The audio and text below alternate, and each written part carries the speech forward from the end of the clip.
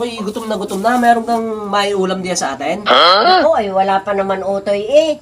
Intayin mo ang iyong kuya. Bakit siya nagpunta? Pumunta sa ilog at baka daw makakadalhin siya ng ating pang-ulam. Sana ngayon makahuli ang kuya. Anong sarap ng yung isda at saka hipaw na bagong huli. Naku, matamis-tamis yun pag nakamatisan. Kanina pag-aho.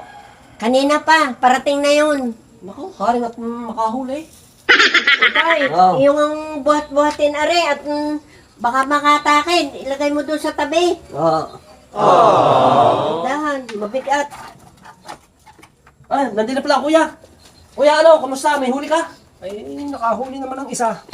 Wala namang problema sa ilog. Sa dami ng manghuhuli. Wala nang mahuli. Ay, malaki ang iyong nahuli. Eh, pwede na siguro, are. Ay, siya, tayo muna. Kukuha ko ng planggana. Tayo din eh.